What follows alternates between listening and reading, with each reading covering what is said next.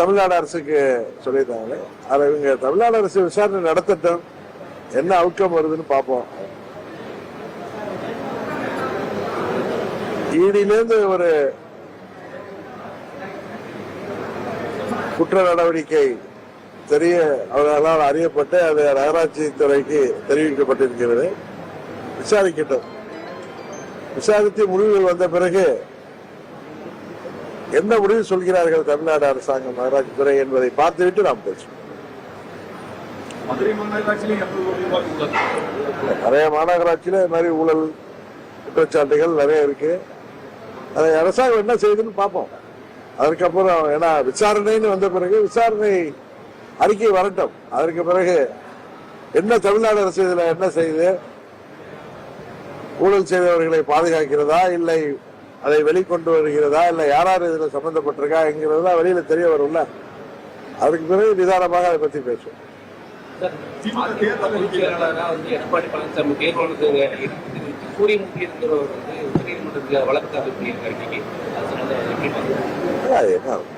உச்ச நீதிமன்ற வழக்கு விசாரணைக்கு வந்து என்ன முடிவு வருகிறதோ அதுக்கு பிறகு அதை பற்றி பேசலாம்.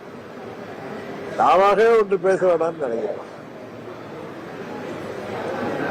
திமுக தேர்தல் 4 ஆண்டுகள் கடந்து கூட இப்ப வரைக்கும் அந்த பழைய ஓய்வூதிய திட்டத்தை அமல்படுத்தவே மாட்டேங்கிறாங்க. தொடர்ந்து போராட்டங்கள். பழைய ஓய்வூதிய திட்டம் மாத்திரம் இல்ல, பகுதி நேர ஆசிரியர்களை நிரந்தரம் செய்வோம்னு சொன்னாங்க. இளைஞர்களுக்கு வேலை வாய்ப்பை உருவாக்கி தருவோம்னு சொன்னாங்க. அதுபோல அரசாங்கத்தில் உள்ள அனைத்து துறை ஊழியர்களுக்கும், ஏன் மருத்துவர்களுக்கும், செவிலியர்களுக்கும், மாற்றுத்திறனாளிகளுக்கும் என அனைத்து தரப்பு விவசாயிகள் உட்பட அனைத்து தரப்பு மக்களுக்கும் நிறைவேற்றி தருவதாக சொன்ன வாக்குறுதிகளில் 90% இன்னும் நிறைவேற்றப்படவில்லை. ஆனால் நம்ம எல்லாம் உறுத்தி கொண்டிருப்பது என்னவென்றால், 24 இவ்வளவு குற்றச்சாட்டுகள் இருந்தோம், சட்டம் ஒழுங்கு சீர்கெட்டு போயிருந்தோம், கொலை கொள்ளை என்பது போதை மருந்து பழக்கத்தால் அதிகமாகி இருக்கிறதும், பெண்களுக்கு பாதுகாப்பு இல்லாத சூழ்நிலை, அது சிறு குழந்தையிலிருந்து வயதான மூதாட்டி வரை வீடுகளிலே தனியாக இருப்பவர்களுக்கும் பெரிய கொடுமைகள் வைக்கப்பட்டதெல்லாம் பார்த்திருப்பீங்க, கொலைகள்லாம். இவ்வளவு இருந்தும் 24 பாராளுமன்ற தேர்தலிலே திமுக 39 தொகுதிகளிலும் தமிழ்நாட்டிலே வெற்றி பெற்றிருப்பதுதான் நமக்கெல்லாம் உறுதி கொண்டிருக்கிறது. அதை திமுகவை எதிர்க்கின்ற அத்தனை கட்சிகளும் சுய பரிசோதனை செய்து கொண்டு அது சரி செய்துதான், அதை சரி செய்வதன் மூலம்தான் வருகிற தேர்தலில் திமுகவை வீழ்த்த முடியும். ஏன்னா திமுக கூட்டணி பலம் இருக்கு. இன்னும் சொல்ல போனால் அவர்கள் ஆட்சி அதிகாரத்தோட வலிமையாக இருக்கிறார்கள். இன்னும் என்டிஏ கூட்டணியில இருந்த சில கட்சிகளோடு அவர்கள் பேசிக் கொண்டிருப்பதாகத்தான் தகவல் வருகிறது. என்டிஏ கூட்டணியில இருந்த சில கட்சிகள் பிளவுபட்டு இருக்கிறது. இன்னொன்று தாவக என்ற புதிய வரவு வேறு இருக்கிறது. இதையெல்லாம் என்னவென்று திமுகவை வீழ்த்த வேண்டும் என்று உண்மையிலேயே நினைக்கின்ற கட்சிகள் அதையெல்லாம் உறுதியாக சரி செய்யவில்லை என்றால் திமுகவை வீழ்த்துவது மிகவும் கடினமாக இருக்கும் என்பது நான் யதார்த்தமாக சொல்கிறேன். அதுக்காக திமுகவோட கூட்டணி போறேன் அப்படி இப்படின்லாம் சொல்லல. நேற்று கூட உங்கள்கிட்ட சொல்ல, தாவேகா தலைமையில ஒரு பலமான கூட்டணி அமைந்தால் அது திமுக கூட்டணியை வீழ்த்துவதற்கு வாய்ப்பு இருக்குதுன்னு சொன்ன உடனே திமுக நான் பாக்குறேன், நீங்க ஹெட்லைன்ல தாவேகா தலைமையில பலமான கூட்டணி அமைப்புலாம் சொல்லல. தாவேகா தலைமையிலும் கூட்டணி அமைய வாய்ப்பு இருக்கிறது, 4 முறை போட்டி இருக்கும் என்று சொன்னேன். அதுல நண்பர் சீமான் தனித்து போட்டிடுவார். தேசிய ஜனநாயக கூட்டணி, ஆளும் கட்சி திமுக கூட்டணி, அதை தாண்டி தாவேகா தலைமையில் ஒரு கூட்டணி அமைவதற்கு வாய்ப்பு இருக்கிறது. அண்ணன் செங்கோட்டையன் போன்ற மூத்தவர்கள் எல்லாம் இன்றைக்கு அந்த இயக்கத்திலே இணைந்து அவர் கூட்டணிக்காக பல முயற்சிகள் செய்வதை நாம் கேள்விப்படுகிறோம். தவைக்கா தலைமையில ஒருவேளை கூட்டணி அமைந்தால் அது என்டிஏ கூட்டணியை 3வது இடத்திற்கு தள்ளக்கூடிய வாய்ப்பு இருக்கிறது. இது ஏதோ பழனிசாமி அவர்கள் மீது எனக்கு தனிப்பட்ட வருத்தத்தினால சொல்லல, யதார்த்தத்தை சொல்றேன். இப்ப நான் பேசுறது எல்லாமே யதார்த்தத்தை பேசுகிறேன். திமுக மீது இத்தனை குற்றச்சாட்டுகள், இத்தனை போராட்டம், நீங்கள் சொன்னது போல நகராட்சி துறை உட்பட பல துறைகளிலே ஊழல் முறைகேடுகள், குற்றச்சாட்டுகள், பகுதி நேர ஆசிரியர்களை நிரந்தரம் செய்கிறேன் என்று சொன்னார்கள், பகுதி நேர மருத்துவர்கள் செவிலியர்களை நிரந்தரம் செய்வோம் என்று சொன்னார்கள், அதுபோல இளைஞர்களுக்கு வேலை வாய்ப்பை உருவாக்கி தருவோம் என்றார்கள். தமிழ்நாடு பப்ளிக் சர்வீஸ் கமிஷன் மூலம் தேர்வுகள் நடைபெற்று அதன் மூலம் இந்த 4.5 ஆண்டுகளில் எத்தனை பேருக்கு வேலை வாய்ப்பு வந்தது என்றே தெரியவில்லை. வெளிநாட்டு முதலீடுகள் மூலம் என்ன வளர்ச்சி ஏற்பட்டிருக்கிறது, எத்தனை தொழிற்சாலைகள் வந்திருக்கிறது, எவ்வளவு பேருக்கு வேலை வாய்ப்பு வந்திருக்கிறது என்பதெல்லாம் எதுவுமே தமிழ்நாட்டு மக்களுக்கு எந்த ஒரு பயனும் இல்லாத சூழ்நிலையிலும் பாராளுமன்ற தேர்தலில் திமுக கூட்டணி முழுவதும் வெற்றி பெற்றதற்கு காரணம் என்ன என்பதை திமுகவை உண்மையிலேயே வீழ்த்த வேண்டும் என்று நினைக்கின்ற கட்சிகள் அதை சுய பரிசோதனை செய்து அதை எல்லாம் சரி செய்ய வேண்டும். அப்பொழுதுதான் திமுக இன்றைக்கு மிருகபலத்தோடு இருக்கிற திமுகவை, ஆட்சி அதிகாரத்தோடு இருக்கிற திமுகவை வீழ்த்த முடியும் என்பதுதான் யதார்த்தமான உண்மை. மதுரை, திருப்பூர் போன்ற நகரங்கள்லாம் குப்பை நகரமா மாறிட்டு இருக்கு. திராவிட மாடல் ஆட்சியில் இந்த நெருக்கடி மேலாண்மை திட்டத்தில் தோல்வியடைகிறது. அதான் சொல்றேன், அனைத்து துறைகளிலுமே இந்த ஆட்சி இதுவரை நாம் கேள்விப்பட்டிராத அளவிற்கு இந்த ஆட்சி ஒரு வெறும் வெற்றி விளம்பர ஆட்சியாகத்தான் செயல்பட்டுக் கொண்டிருக்கிறது. இதை முடிவுக்கு கொண்டு வர வேண்டும் என்றால் உண்மையான எதிர்கட்சிகள் அதை சரியான முறையில அனுபவிக்க வேண்டும் என்பதுதான் எங்களது கருத்து.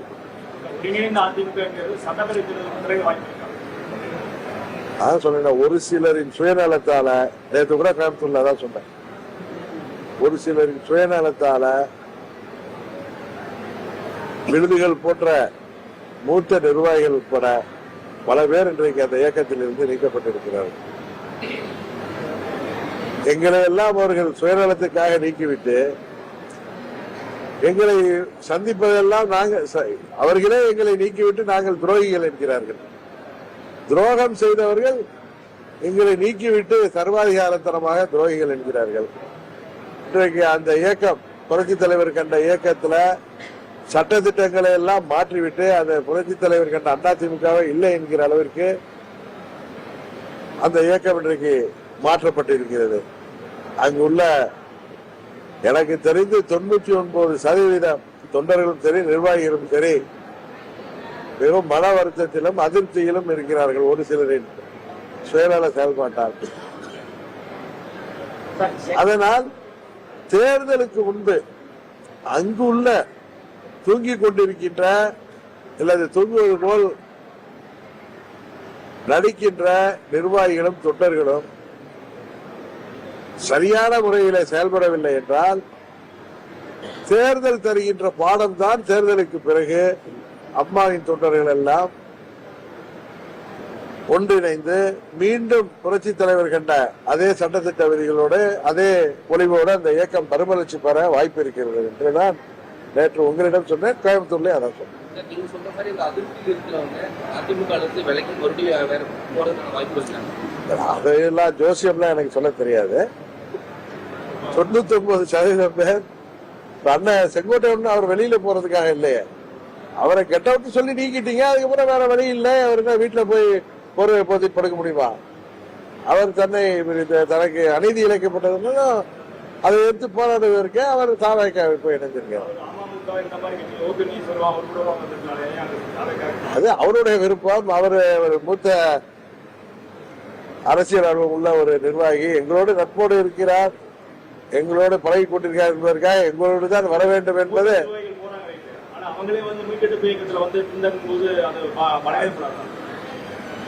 அவரவர் ஒரு வழியில சென்று அவர்களுக்கு இழைக்கப்பட்ட துரோகத்திற்கு நியாயம் தேடுவது இயற்கை.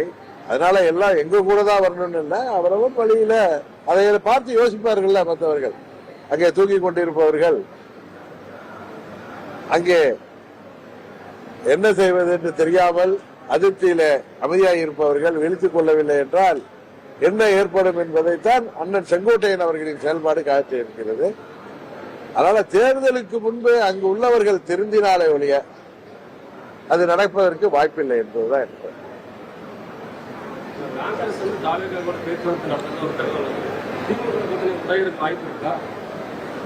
அதை பத்தி எனக்கு தெரியல.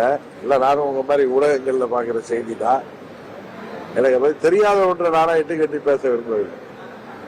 சமீப நாட்கள் பேட்டியில் தாவேகா பத்தி நீங்க வந்து பாசிட்டிவா பேசுறீங்க. அமமுக தாவேகா கூட்டணி போறதுக்கான வாய்ப்புகள் இருக்கிற மாதிரியே தெரியுது. உங்களுக்கு அப்படி தெரியுது. நான் யதார்த்தத்தை நாட்டு நடப்ப இருக்கிற நிலைமைய சொல்றேன். அந்த கட்சியை பத்தி எந்தவித அச்சமும் இல்லாமல் எந்தவித பொறாமையும் இல்லாமல் நான் மற்ற கட்சிகளை பற்றி எனது கருத்தை சொல்றேன். அப்படி நான் சொல்கின்ற பொழுது உங்களை போன்ற ஊடகத்துறையை சேர்ந்த நபர்கள் தமிழ்நாடு முழுவதும் நான் செல்கின்ற இடங்களிலும் சர்வே எடுக்கிற நிறுவனங்களிலே சேர்ந்தவர்கள் எனக்கு நண்பர்களாக இருப்பவர்கள் சொல்கின்ற இடத்திலும் தாவேக என்பது இன்றைக்கு ஒரு வளர்ந்து வருகின்ற கட்சியாக தெரிகிறது.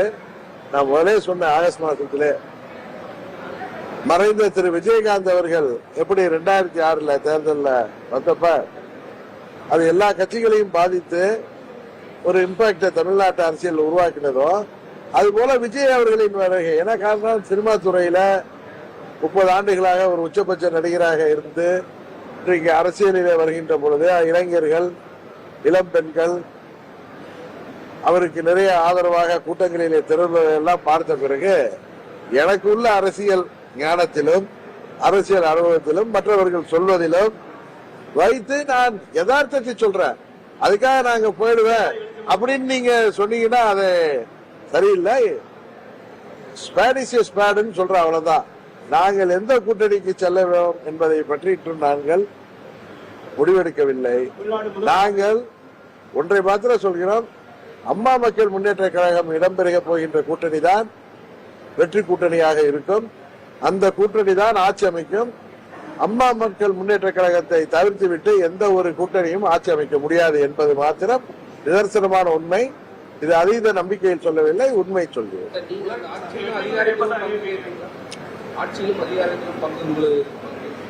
இல்ல கூட்டணி அமைகிற சூழ்நிலையை பொறுத்து அதை பத்தி திங்க் பண்ணல.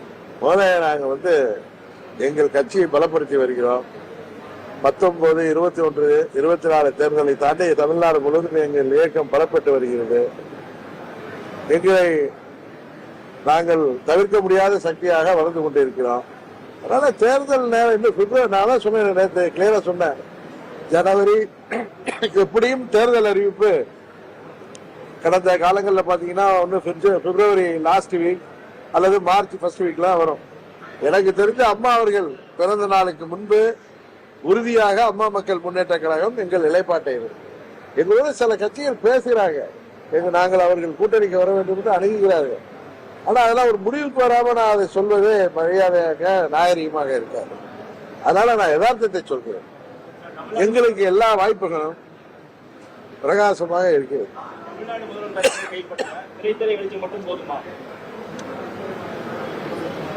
ஆட்சியை கைப்பற்றுவாங்கன்னு நான் சொல்ல வரேன். விஜயகாந்த் அவர்கள் எப்படி ஒரு இம்பாக்டை உருவாக்கி அன்றைக்கு அம்மா அவர்களின் அதிமுகவிற்கும் திமுகவிற்கும் பல தொகுதிகளிலே பாதிப்பை ஏற்படுத்தி அவர் 6% 8% ஓட்டு எடுத்திருந்தாலும் ஒரே தொகுதியில் அவர் வெற்றி பெற்றிருந்தாலும் எனக்கு தெரிந்து அன்றைக்கு ஒரு மைனாரிட்டி கவர்மெண்ட் வந்தது. அதற்கு காரணமாக இருந்தது அன்றைக்கு அவருடைய வரவு. அதுபோல விஜய் அவர்களின் வரவு அதை விட அதிகமான இம்பாக்டை உருவாக்குன்னு சொல்றேன். அவர் தலைமையில ஒரு நல்ல கூட்டணி அமைகின்ற பட்சத்துல அது சரியான போட்டியாக ஆளுங்கின்ற கூட்டணிக்கு இருக்கும் சொல்றேன். அதான் நான் சொல்றேனே தவிர நான் அந்த கூட்டணிக்கு போவேன் அப்படின்னு நீங்க நினைச்சீங்கன்னா நீங்க பொறுத்திருந்து பாருங்கள். அம்மா மக்கள் முன்னேற்ற கழகத்தின் நிலைப்பாடு என்ன என்பது தெரியும். நான் நீங்க பேசுறப்ப யதார்த்த நிலைய நாட்டு நடப்ப ஒரு குடிமகனா ஒரு கட்சியின் தலைவரா நான் உங்கள்கிட்ட உண்மை நிலையை சொல்றேன். எங்களுக்கு எந்த கட்சியை பார்த்து அச்சமும் இல்லை, யார் மீது பொறாமை இல்லை. உண்மையை நான் எனக்கு தெரிந்ததை உங்களிடம் பகிர்ந்து கொள்கிறேன். அவ்வளவுதான். சார், உலக பொருளாதார வளர்ச்சியில இந்தியா வந்து ஜப்பானை பின்னுக்கு தள்ளி 4வது இடத்துல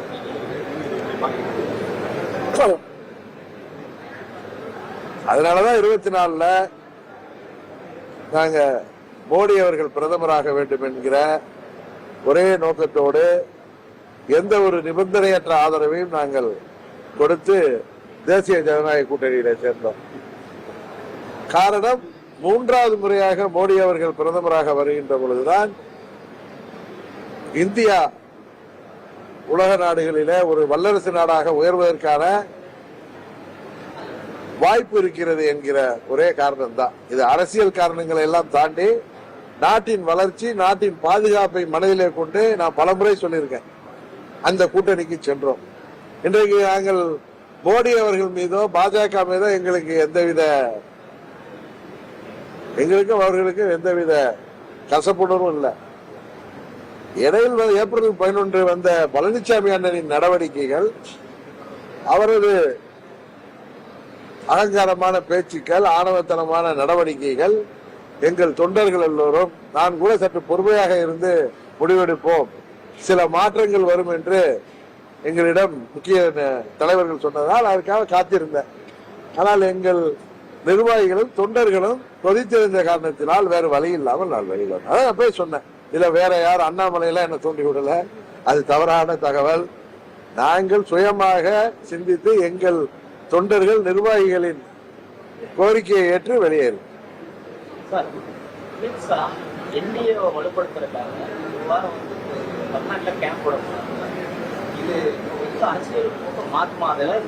எனக்கு அது தெரியல, நீங்க யூகங்களுக்கு எல்லாம் நான் பதில் சொல்ல முடியாது. ஆனா நேற்று ஒன்று நான் சொன்னேன், ஒரு கட்சிக்குள் பிளவு, கருத்து வேறுபாடுகள் இருக்கும் பொழுது அந்த கட்சியுடைய கூட்டணி கட்சிய அதில் மத்தியஸ்தர்களாக இருந்து அதில் உள்ள தலைவர்களை அழைத்து பேசுவது, அது ஒன்றும் மிரட்டுவதல்ல, அதிகாரத்தை வைத்து மிரட்டுகின்ற செயல் அல்ல. ஒரு மத்தியஸ்தராக ஒரு கூட்டணி கட்சி தான் செய்ய முடியும். ஒரே கட்சியில் பிளவு ஏற்படுகின்ற பொழுது அவர்களுக்குள் அது பேசி தீர்ப்பதற்கு வாய்ப்பே இல்லை. தெரியும், ஒரு குடும்பத்துல சண்டை வந்து, பங்காளி சண்டை வந்து பிரிஞ்சிருந்தா இன்னொரு முக்கியஸ்தர்களோ இன்று வேண்டியவர்களோ இல்ல உறவினர்களோ வந்துதான் அதை பேசி சரி செய்வார்கள். அது போல பாஜக என்டிஏ கூட்டணியில தான் நாங்கள் இருந்தோம். என்டிஏ கூட்டணியில தான் அதிமுகவை இருந்து வெளியேறி திரும்ப வந்திருக்காங்க. அதனால் அவர்கள் என்டிஏ கூட்டணியை பலப்படுத்த வேண்டும் என்கிற எண்ணத்தில் எங்களோடு பேசுகின்ற பொழுது அது சில ஊடகங்கள்ல டிபேட்ல பார்த்தா என்னமோ எங்களை எல்லாம் மிரட்டுவது போலவோ, அழைத்து பேசினாலே, நட்போடு பேசினாலே சொல்லுவாங்கல்ல, ஆம்பீஸ் பண்ற மாதிரிலாம் ஒரு தவறான கருத்துக்களை சில பேர் யாருடைய தூண்டுதல்ல டிபேட்டுங்கிற பேர்ல உட்கார்ந்து பேசிட்டு இருக்காங்க. அது கிடையாது. அவர்கள் கூட்டணியை பலப்படுத்த மாண்புமிகு அமித்ஷா அவர்கள் 21 தேர்தலிலே முயற்சி செய்தார், 24லும் அவர் முயற்சி செய்தார், இப்ப 26க்கும் அவர் முயற்சி செய்து கொண்டிருக்கிறார் தான் நான் சொல்றேன். அதனால பாஜகவை சேர்ந்தவர்கள் அந்த முயற்சி செய்வது ஒன்றும் தவறான ஒரு அணுகுமுறை அல்ல என்பதுதான் எனது கருத்து.